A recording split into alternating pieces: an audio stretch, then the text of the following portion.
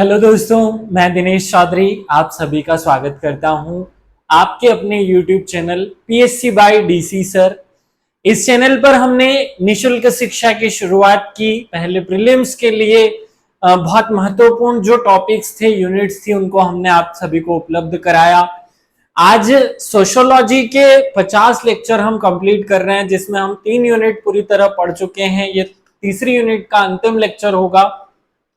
इन 50 videos को अगर हम समरअप किया जाए, एक एक वीडियोस की लेंथ को अगर देखा जाए, 30-35 घंटे के अंदर आपकी 3 यूनिट बहुत अच्छे से कवर हो चुकी है। मैं आपको ये आश्वासन देता हूं कि इसके बाहर आपको कुछ भी पढ़ने की जरूरत नहीं होगी। जो मैंने पढ़ाया है वो मोर देन सफिशिएंट है। आपको बिल्कुल इसके बाहर पढ़ने की जाने की जरूरत नहीं है। तीसरी यूनिट का ये अंतिम लेक्चर है, जिसमें हम नगर नियोजन की अवधारणा, नगर प्रबंधन की समस्याएं और नगर के जो नियोजन है उसको प्रभावित करने वाले कारक, इन तीनों चैप्टर्स पर एक साथ बात करने वाले हैं। चलिए शुरू करते हैं। सबसे पहले भगवान श्री गणेश का नाम लेकर श्री गणेशाय नमो बोलते हुए और मेरे शिक्षक सुरेश पटेल सर को याद करते हुए हम मूल सिलेबस पे आते हैं। सिलेबस बार बार समझाया जाता है। आज इस तीसरी यूनिट का, जो कि हमने पूरी पढ़ ली है, इसका ये अंतिम टॉपिक नगर नियोजन की अवधारणा, नगर नियोजन को प्रभावित करने वाले कारक और भारत में नगर प्रबंधन की समस्या, इन तीनों पर हम फोकस करने वाले हैं। चलिए शुरू करते हैं। सबसे पहले समझ लेते हैं कि नगर नियोजन की अवधारणा क्या कहती है, कहां से आई, किसने दी। चलिए शुरू करें। नगर नियोजन क्या है, एक प्रश्न बना लिया ताकि इसको अच्छे से समझ पाए। प्रत्येक नगर की प्रकृति मतलब उसका निर्माण और उसकी समस्याएं असमान होती है। अतः नगर नियोजन एक नगर विशेष की समस्याओं को ध्यान में रखते हुए नगर नियोजन, यहां से देखिए परिभाषा चालू हो रही है। अगर आपने थोड़ा सा ध्यान दिया होगा तो मैंने पहले एक लाइन कही, ये लाइन इसलिए समझाना जरूरी है ताकि आप स्पेसिफिक परिभाषा पर पहुंचे। नगर नियोजन की मैं एक सामान्य परिभाषा कह दूं कि नगर की आवश्यकताओं या नगर में मानव की आवश्यकताओं को पूरी करने के लिए सभी सुविधाएं उपलब्ध कराने की योजना को नगर नियोजन कहते हैं। नहीं, ये सोशियोलॉजी की टर्मिनोलॉजी में उस बात को प्रेजेंट नहीं कर पाया। कैसे कर पाएगा? देखिए, प्रत्येक नगर की प्रकृति अर्थात उसका जो निर्माण होता है वो अलग अलग कारणों से होता है। जैसे उज्जैन का निर्माण एक धार्मिक सांस्कृतिक नगरी के रूप में हुआ, नगर के रूप में हुआ। इंदौर का निर्माण एक इसी प्रकार औद्योगिक नगरी के रूप में हुआ। खजुराहो का निर्माण एक ऐतिहासिक नगरी के रूप में हुआ। तो अलग अलग शहर का निर्माण, अलग अलग नगर का निर्माण अलग अलग कारणों, अलग अलग प्रकृति के आधार पर निर्भर करता है और उनकी सबके अलग अलग समस्याएं होती हैं।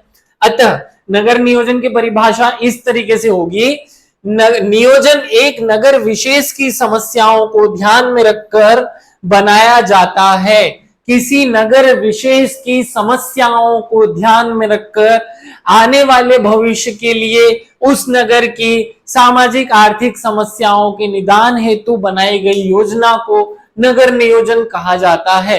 अब यहां आप लिख सकते हैं कि भविष्य की आर्थिक, मनोरंजनात्मक, सांस्कृतिक, सामाजिक व भौतिक समस्याओं या मानवीय भी लिख सकते हैं, मानवीय समस्याओं को ध्यान में रखकर बनाई गई योजना को ही नगर नियोजन कहते हैं। बहुत अच्छे से शब्दों में इसे समझिए। किसी नगर विशेष की, ये पॉइंट आना चाहिए, किसी नगर विशेष की भविष्य की आर्थिक, मनोरंजनात्मक, सामाजिक, मानवीय, भौतिक और जितनी भी, और धार्मिक हो सकता है क्योंकि मंदिर भी तो बनाने हैं, मनोरंजनात्मक क्योंकि गार्डन भी तो बनाने हैं, पर्यावरण का भी तो ध्यान रखना है, मानवीय क्योंकि सड़कें भी बनानी है, उसमें सबके लिए पानी की व्यवस्था भी करनी है, सबके लिए बिजली की व्यवस्था भी करनी है। तो ऐसी योजना जो उस नगर विशेष की समस्याओं और स्थिति को ध्यान में रखकर उसके इन उद्देश्यों, सामाजिक, आर्थिक, राजनीतिक, मनोरंजनात्मक, भौतिक और मानवीय समस्याओं को ध्यान में रखकर बनाई जाती है वो नगर नियोजन की योजना या नगर नियोजन कहलाता है। उदाहरण के लिए ऐतिहासिक और धार्मिक नगरों की समस्या औद्योगिक नगरों से भिन्न होती है, अतः नगर नियोजन का स्वरूप भी उन नगरों के अनुसार भिन्न होता है। पहली स्टेप में मैं केवल और केवल आपके दिमाग में एक कॉन्सेप्ट क्रिएट करना चाह रहा था इस पहली स्लाइड से, कि आपके दिमाग में ये शब्द यहां से शुरू हो कि किसी नगर विशेष की समस्याओं तथा मानवीय आवश्यकताओं जैसे भौतिक, सामाजिक, सांस्कृतिक, धार्मिक, प्रबंधकीय या पर्यावरणीय ऐसी सभी आवश्यकताओं को पूरा करने की भविष्य की योजना के आधार पर नगरों का निर्माण करना ही नगर नियोजन कहलाता है। बहुत अच्छे से इसे याद रख लेना। नगर नियोजन की एक दो परिभाषाएं देख लेते हैं, फिर मैं इसे वापस डिस्क्राइब करूंगा। जेम्स फोर्ड के अनुसार, जेम्स फोर्ड जो है वो एक परिभाषा देते हैं कि नगर नियोजन नगर के सतत परिवर्तनशील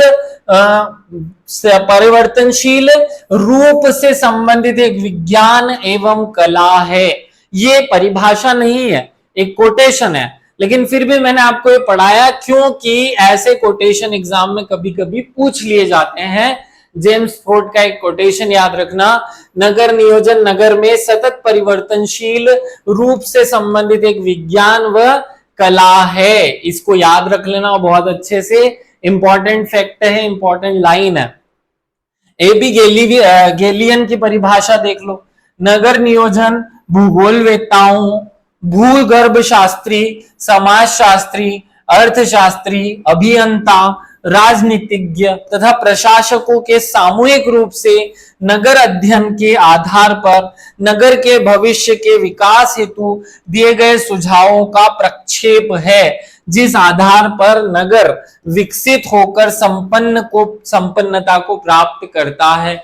बहुत अच्छे से इन्होंने दूसरा एंगल ही चेंज कर दिया। देखो ये क्या कहना चाह रहे हैं कि एक समाजशास्त्री, एक अर्थशास्त्री, एक राजनीतिक वेत्ता, एक भूगोलवेत्ता और साथ में एक इंजीनियर जोड़ दिया, साथ में एक और इसने मनोवैज्ञानिक जोड़ दिया। इनकी आधार पर जो नगर है उसकी भविष्य की रूपरेखा का जो प्रक्षेप है वही क्या है, नगर नियोजन है। बहुत अच्छे से इस पॉइंट को याद रख लेना, यहां से परिभाषा के अच्छे शब्द निकलते हैं। नगर नियोजन की अवधारणा किसने दी, कहां से आई, वो देख लेते हैं और फिर एक बार परिभाषा देखेंगे, इसकी अर्थ देखेंगे।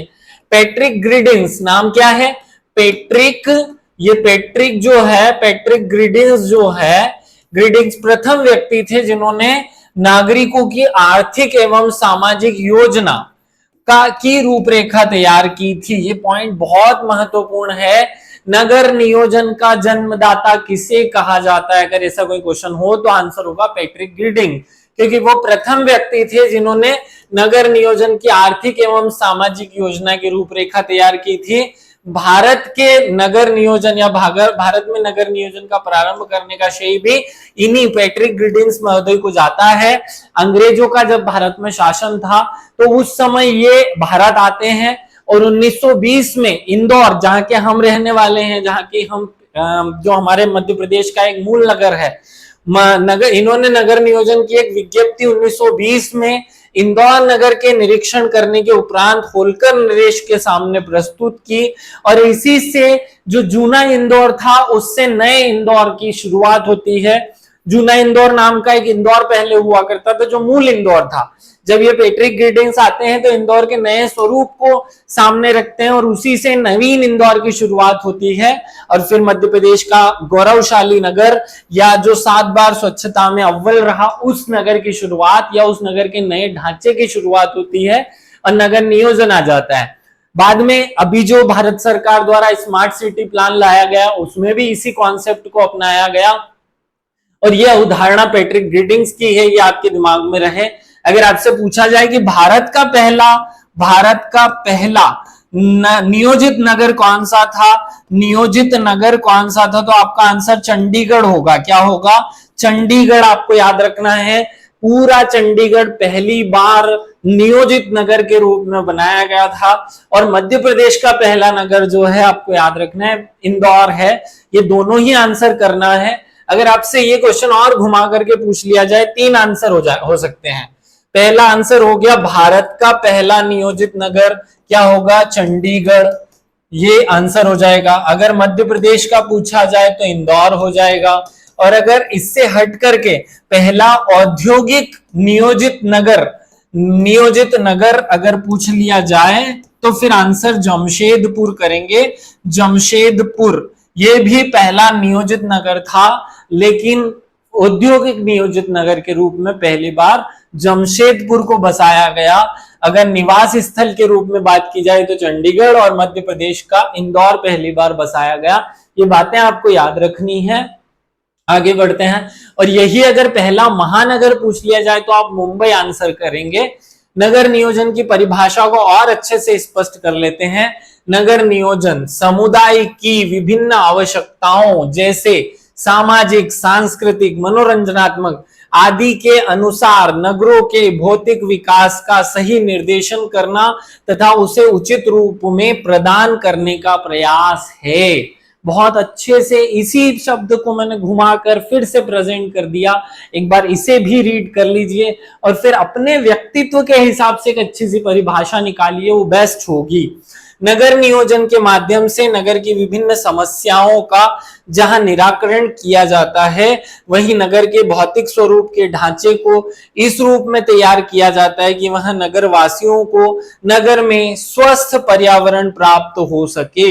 ये बहुत अच्छी बातें हैं जो आपको याद रखनी है। इन्हीं शब्दों से भूमिका और इन्हीं शब्दों से अवधारणा को स्पष्ट करना है। बाहर जाने की जरूरत नहीं है, इतने में आपका काम हो जाएगा। आपकी इच्छा हो तो इन सब 4-5 बातों का एक बार स्क्रीनशॉट लें और अच्छे से इनको एक बार रीड करें। मैं पहले नगर नियोजन का परिभाषा अपने हिसाब से बताया हूं, फिर इसके बाद आपको उसके बारे में जो 2-3 कोटेशन या परिभाषाएं हो सकती थी, फिर इसकी अवधारणा किसने दी, कहां से आई, वो बताया, और फिर सबसे बाद में और 2 अलग अलग तरीके की परिभाषाओं के माध्यम से इस कॉन्सेप्ट को क्लियर करने की कोशिश की।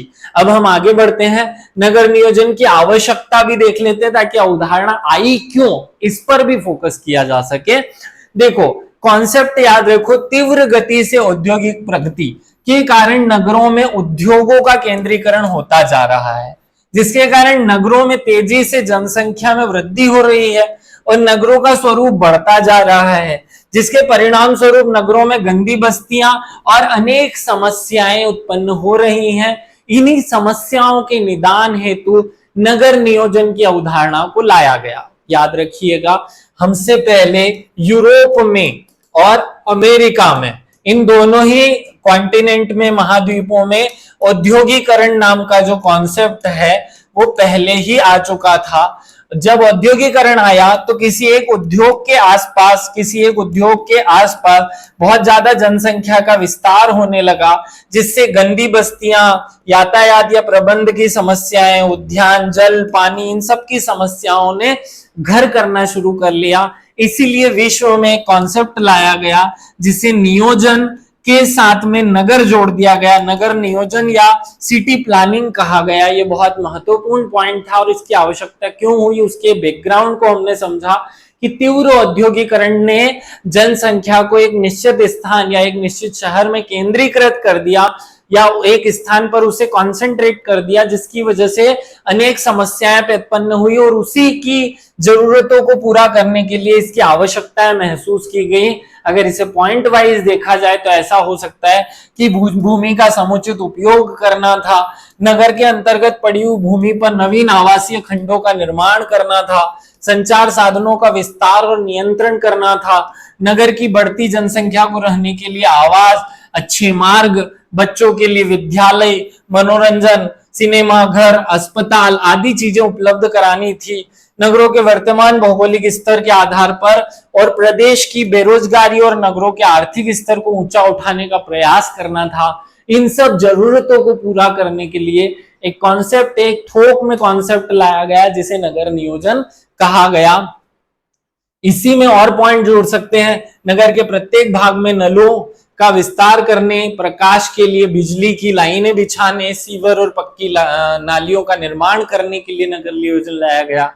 यातायात की सुविधाएं उपलब्ध कराने के लिए नगर नियोजन लाया गया। नागरिकों के हितों और उनके जीवन स्तर को ऊंचा उठाने के लिए नगर नियोजन लाया गया। नागरिकों के स्वस्थ वातावरण प्रदान करने के लिए लाया गया। गंदी बस्तियों को समाप्त करके प्रत्येक व्यक्ति को उचित मानवीय मूल्यों के अनुरूप आवास और मूलभूत आवश्यकताएं उपलब्ध कराने के लिए नगर नियोजन लाया गया। इन सब पॉइंट्स को याद रखना, ताकि अगर ऐसा कोई प्रश्न बन जाए कि नगर नियोजन की आवश्यकता पर प्रकाश डालिए, तो आप इनका उपयोग कर लें। और अगर ऐसा प्रश्न ना भी पूछें तो अवधारणा में आप इन चीजों का उपयोग करके बहुत अच्छे से चीजों को, अपने आंसर को डिस्क्राइब कर पाए। आगे बढ़ते हैं। नगर नियोजन या आयोजन का प्रभाव डालने वाले कारक, कौन कौन से कारण हैं जो नगर नियोजन को प्रभावित कर देते हैं? तो जो बेस जो है, मूलभूत जो आवश्यकताएं चीजें हैं, वो इसे प्रभावित करती है। क्या? प्रवचन। मान लीजिए कि हम इंदौर की प्लानिंग कर रहे हैं। इंदौर की प्लानिंग हमने की 2011 की जनगणना के हिसाब से कि भाई इंदौर की जनसंख्या है 32,63,107। इतनी जनसंख्या मध्य प्रदेश में 2011 में है। हमने मान लिया कि 2021 में ये जनसंख्या जो है, या जब जनगणना हुई तो पता चला कि ये 45 लाख के आसपास पहुंच जाएगी। हमने ये अनुमान लगा लिया कि जो 2031 में ये 52 लाख 53 लाख के आसपास पहुंच चुकी होगी। लेकिन किसी कारण से प्रव्रजन हो जाता है लोगों का, या विस्थापन हो जाता है, और यहाँ जनसंख्या एकदम विस्फोट से 65 लाख हो जाती है। तो जो योजना आपने 50 लाख 52 लाख के लिए बनाई थी, वो 65 लाख लोग जब उसमें रहने लगते हैं तो सब कुछ ध्वस्त हो जाता है और आपकी अव्यवस्था फैल जाती है। ये सबसे पहला प्रभावित करने वाला कारण है प्रव्रजन। फिर जनसंख्या का आवास और प्रवास, ये बहुत महत्वपूर्ण कारण है। जनसंख्या में परिवर्तन, राजनीतिक दलों की गुटबंदी, यातायात का प्रबंधन, सड़कों पर प्रकाश का प्रबंधन, विपदा का समय, ये मूलभूत प्रभावित करने वाले कारक हैं। जैसे कोविड-19, तो जब कोविड-19 आया तो सारी चीजें ध्वस्त हो गई, नगर नियोजन प्रभावित हो गया। तो आपसे पूछा जा रहा है नगर नियोजन को प्रभावित करने वाले कारण। तो अगर मैं इनके शॉर्टकट में बताऊं कि प्रभावित करने वाले कारण कौन से हैं, तो आप 5 कारण विशेष रूप से याद रख लेना। पहला कारण है पूंजी। क्या? पैसा। क्योंकि पैसा होगा आपके पास तो आप नगर नियोजन अच्छे से कर पाएंगे। दूसरा विस्थापन या प्रव्रजन भी याद रख सकते हैं। प्रव्रजन, जहां जनसंख्या आती और जाती है ना। तीसरा आप पॉइंट याद रखेंगे, राजनीतिक नीतियां ये बहुत ज्यादा मात्रा में प्रभावित करती हैं। राजनीतिक गुटबंदी, राजनीतिक दलबंदी या दलीय व्यवस्था, ये किसी भी शहर के नियोजन को अच्छे से प्रभावित करती है। फिर वहां की जनसंख्या के आवास या प्रवास का स्वरूप, आवास और प्रवास का स्वरूप, ये महत्वपूर्ण कारक है जो किसी नगर के नियोजन को प्रभावित करता है। और फिर मूलभूत संसाधनों की उपलब्धता, जैसे पानी की उपलब्धता है कि नहीं। तो हम तो नर्मदा लेकर आ गए, इंदौर में नर्मदा पाइपलाइन आ गई, लेकिन नर्मदा अगर होती ही ना, या नदी का कोई सोर्स ही नहीं होता, तो पानी कैसे लाते? ऐसे ही बिजली की उपलब्धता। तो ये मूलभूत जो संसाधन है उनकी उपलब्धता भी प्रभावित करती है। अगर आपसे ऐसा प्रश्न पूछा जाता है तो आप दिमाग में सोचना शुरू करना, सबसे पहली चीज जरूरी है राजनीतिक दलबंदी। दूसरी है नीति बनाएंगे तभी तो फिर उस नीति को इंप्लीमेंट करने के लिए चाहिए पैसा। फिर जनसंख्या, फिर प्रव्रजन या आवास और प्रवास, और फिर आते हैं मूलभूत संसाधनों की उपलब्धता। ये सभी कारक हैं जो प्रभावित करते हैं किसी नगर को। आगे बढ़ते हैं। अब आते हैं तीसरा पॉइंट जो इस एग्जाम में या सिलेबस में पूछा गया है, नगर प्रबंधन की समस्या या भारत में नगर प्रबंधन। अब देखो, अभी तक हम जो पढ़ रहे थे वो नगर नियोजन था, अब हमसे पूछा गया है नगर प्रबंधन। इन दोनों में अंतर है। नगर नियोजन क्या होता है भाई? तो नियोजन होता है योजना बनाना। क्या होता है? योजना बनाना और उसे इंप्लीमेंट करना। और प्रबंधन क्या होता है? प्रबंधन मतलब जो बन गया है उसे संभाल कर व्यवस्थित रखना, ये होता है प्रबंधन। तो अब हम बात करेंगे कि भारत में नगर प्रबंधन की समस्याएं। तो उससे पहले प्रबंधन में क्या क्या शामिल होता है परिभाषा के रूप में देख लेते हैं। नगर क्या होता है? नगर निवासियों की सुविधाओं, नगरों के सौंदर्य और नागरिकों के स्वस्थ वातावरण प्रदान करने की एक सुनियोजित प्रक्रिया जो है वो नगर कहलाती है। वही नगर प्रबंधन क्या है? इस प्रक्रिया में नगर प्रबंधन क्या है, बहुत ध्यान से देखना। नगर प्रबंधन इस प्रक्रिया के सुनियोजित संचालन, क्या बात कर रहे हैं? सुनियोजित संचालन, नागरिकों की सुविधाओं को व्यवस्थित स्वरूप में बनाए रखने के यथोचित माध्यम को ढूंढना या माध्यम को अप्लाई करना, इंप्लीमेंट करना, और इसके साथ ही मार्ग में आने वाली बाधाओं को दूर करने की संपूर्ण जो प्रोसेस है उसे नगर प्रबंधन कहते हैं। मैं आपको शॉर्टकट में अगर कहूं कि नगर प्रबंधन क्या है, तो किसी भी बने हुए नगर में जो जरूरतें हैं उनको कंटिन्यूअसली उपलब्ध कराना, जो ढांचा आपने बनाया है इसे बनाकर रखना या मैनेज करना ही नगर प्रबंधन कहलाता है। आगे बढ़ते हैं। सबसे बड़ा चैलेंज नगर प्रबंधन ही होता है। नगर प्रबंधन की अगर प्रमुख समस्याओं की बात की जाए तो आपको मैं दो तरीके से बताता हूं। पहले 5-6 पॉइंट बोल देता हूं और फिर डिटेल्ड बातों के साथ करेंगे इसे। लक्ष्यों एवं संसाधनों में असंतुलन। देखो, हमारे जो लक्ष्य हैं कि हम इंदौर को क्या बना देंगे, इंदौर को सतत विकास लक्ष्य में प्रथम स्थान दिलाएंगे। हमारा जो फॉसिल फ्यूल से चलने वाले संसाधन हैं इनको जीरो करके ग्रीन जैविक और ग्रीन या बायोडाइवर्सिटी जो चीजें होती हैं उनको अपना लेंगे। लेकिन हमारे पास लक्ष्य तो बहुत बड़ा है, हमारे पास संसाधन उसके लिए है ही नहीं। समुचित पूंजी का अभाव नगर नियोजन में सबसे इंपॉर्टेंट रोल निभाता है। समुचित पूंजी, अगर इंदौर के लोग जल कर, थल कर, घर कर, सारे कर नहीं भरेंगे तो पानी कहां से आएगा, बिजली कहां से आएगी। प्रबंधकीय कुशलता का अभाव, हमारे यहाँ समस्या ये है कि जो नगर का प्रबंधन करने वाले लोग हैं वो कुशल तो है ही नहीं। आपने देखा होगा कि नगर निगम में किसी विशेष व्यक्ति को जॉब नहीं दी जाती। जैसे नाली या नाली के निर्माण का कार्य उसे करना चाहिए जो सिविल इंजीनियर है। कौन है? Civil engineer. लेकिन हमारे यहाँ कौन करता है? जो ज्यादा रसूखदार व्यक्ति है, ठेका उसे मिलता है। और आगे बढ़ते हैं। अतिक्रमण की प्रवृत्ति, हमने देखा कि इंदौर नगर निगम कितनी भी कर ले या कोई भी शहर का नगर निगम कितना भी प्रयास कर ले, वो एक बड़ा सा रोड बना देता है 60 फीट का। आपने देखा होगा 60 फीट रोड, लोग यहाँ ठेले लगा लेते हैं, दुकानें लगा लेते हैं या पार्किंग यूज कर लेते हैं, तो उससे ये रोड जो है वो इस टाइप से सुकड़ जाता है, इतना सा रोड मिलता है। और यही समस्या है क्योंकि हर व्यक्ति अतिक्रमण करता है ना।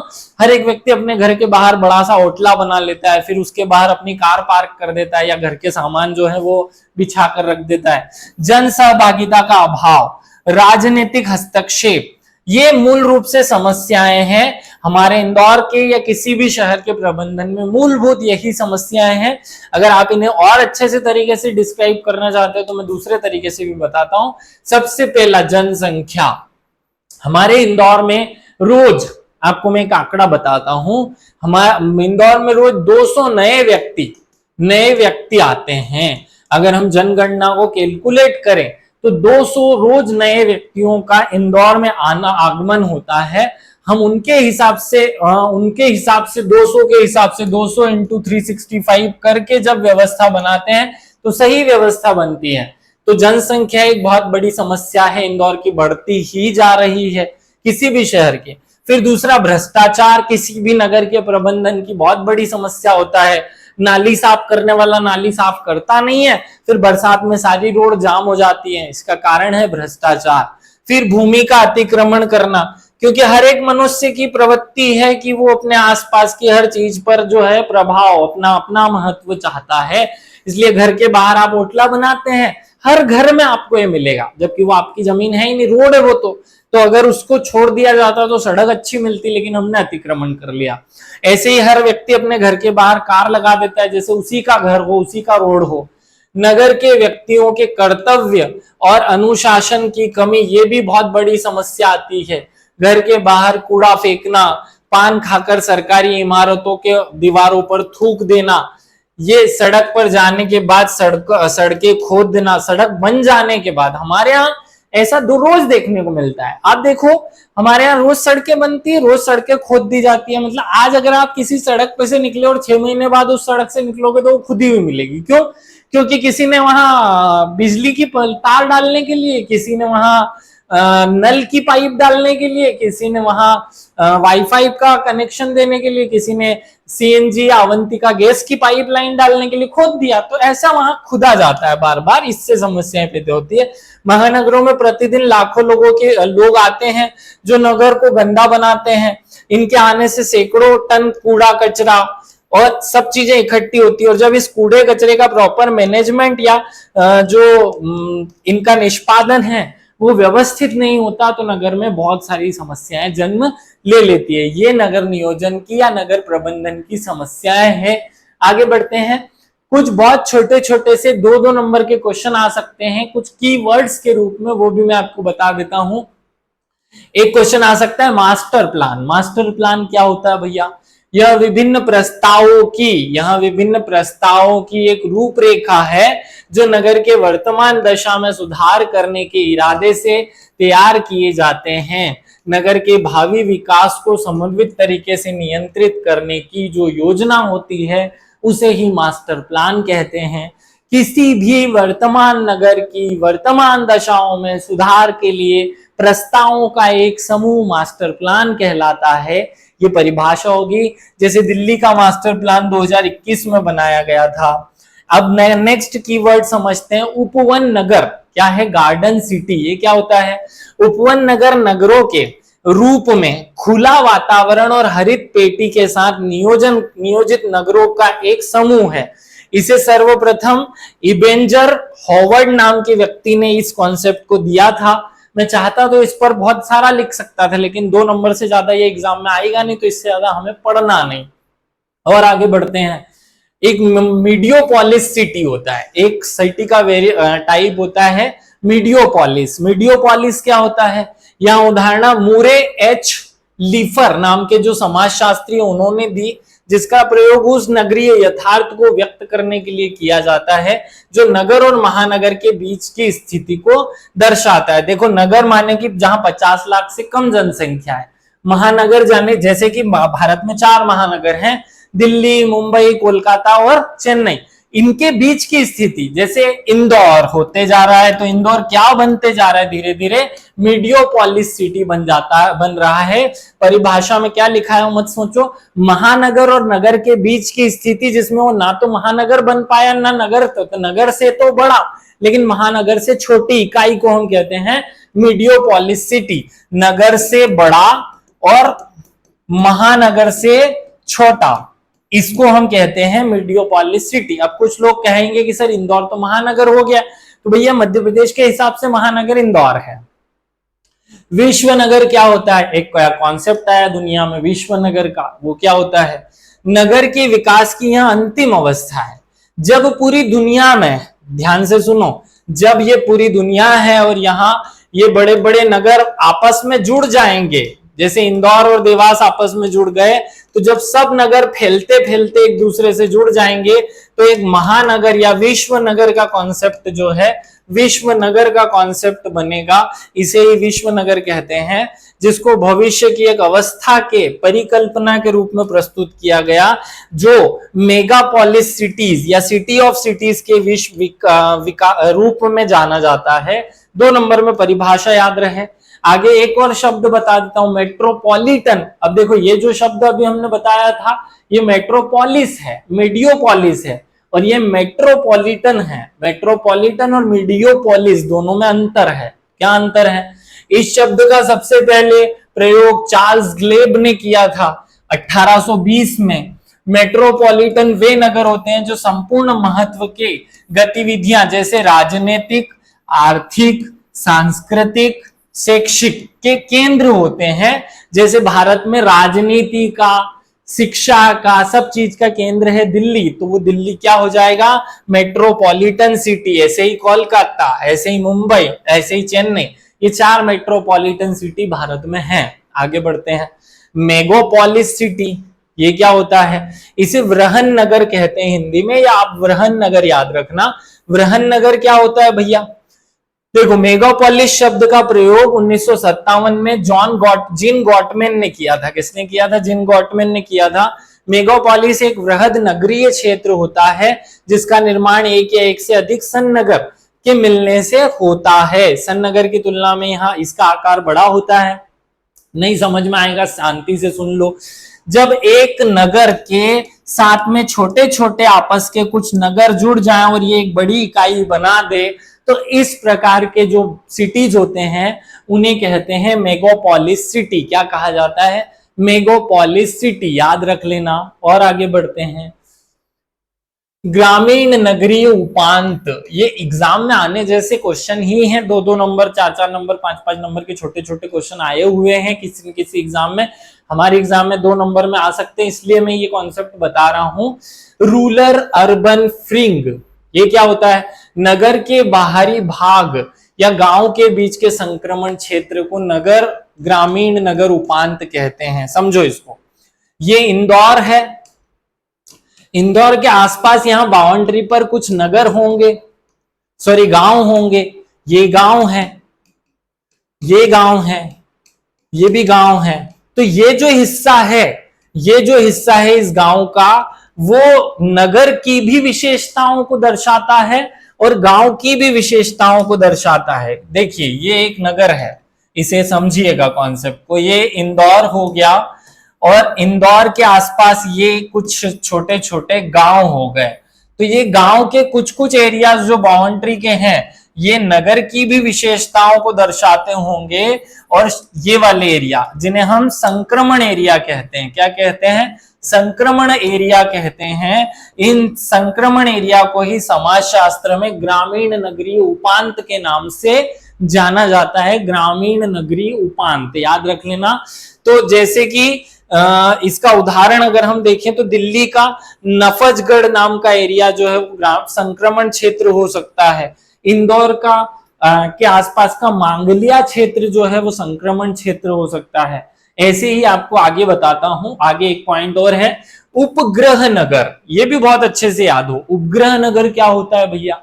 देखो ग्रामीण नगरीय उपांत जो अभी हमने पढ़ा, संक्रमण क्षेत्र में कुछ छोटे छोटे नगरीय क्षेत्र विकसित हो जाते हैं जिन्हें कहते हैं उपग्रह नगर। अब भी हमने ये जो कॉन्सेप्ट पर बात की, किस कॉन्सेप्ट पर, ये हमने बात की ग्रामीण नगरीय उपांत। ये क्या होता है भैया, तो किसी भी शहर, मैं फिर से बना देता हूं, किसी भी शहर के आसपास जो गांव होते हैं उनके मिले जुले, ये इंदौर हो गया, ये इंदौर के आसपास बाउंड्री पर जो गांव हैं इनको कहते हैं संक्रमण क्षेत्र।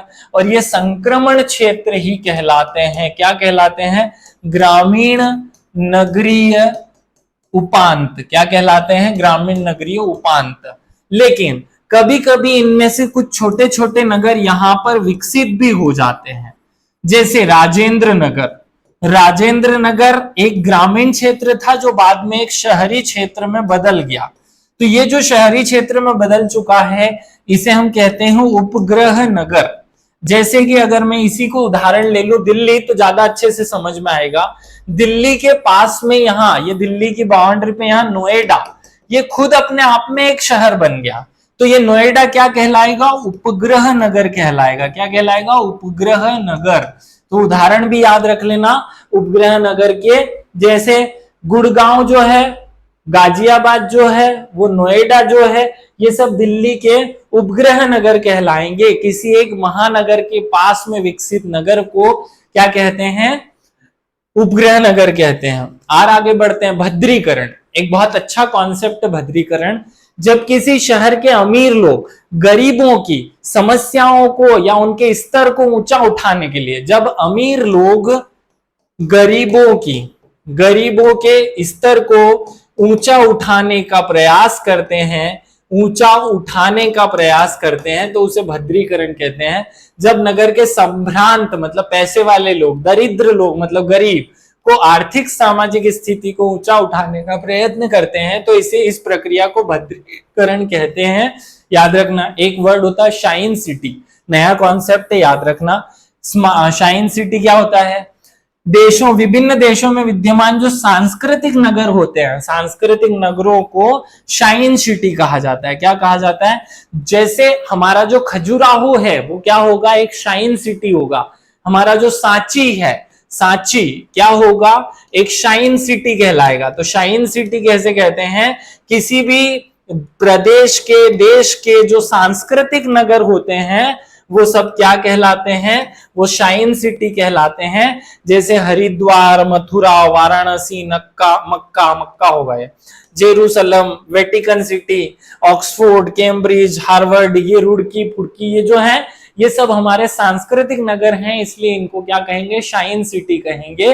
कॉन्सेप्ट आप सबको क्लियर रहा होगा। इस पूरे वीडियो में हमने नगर नियोजन की अवधारणा, नगर नियोजन को प्रभावित करने वाले कारक और भारत में नगर प्रबंधन की समस्या के साथ साथ बहुत छोटे छोटे 2-2 नंबर के कीवर्ड्स पर भी फोकस किया।